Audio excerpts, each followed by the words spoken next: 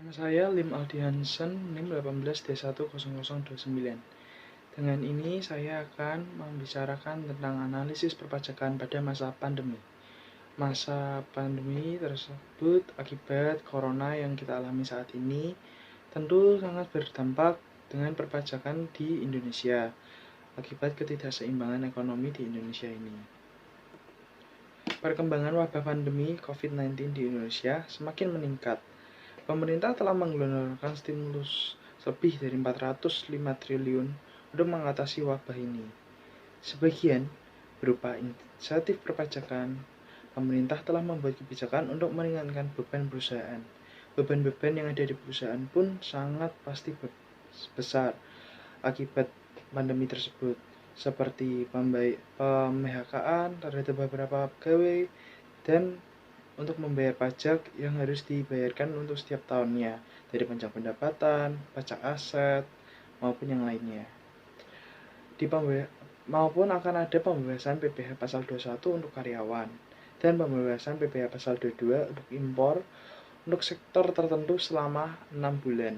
Karena pada masa pandemi ini diperkirakan pemerintah akan memberikan masa periode tenggang waktu selama 6 bulan untuk meringankan beban pada masyarakat.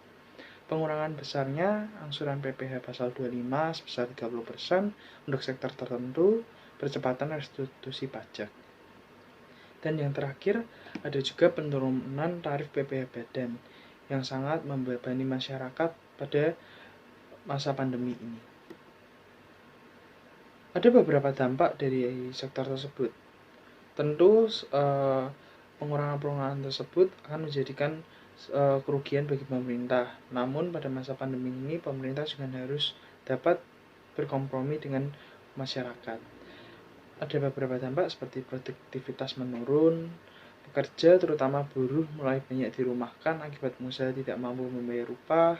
Apalagi kita mengetahui pada masa pandemi ini berbentrokan dengan masa hari raya Lebaran, yang biasanya untuk masyarakat Indonesia itu adalah gajian mereka untuk gaji ke-13 atau bisa disebut dengan THR. Lalu ada laba perusahaan yang ikut menurun akibat menurunnya daya beli masyarakat. Lalu kebijakan penurunan tarif PPh pasal 25 dan dari tarif 25% menjadi 22%. Diharapkan mampu mendorong pengusaha tetap membayar pajak. Sekian, terima kasih.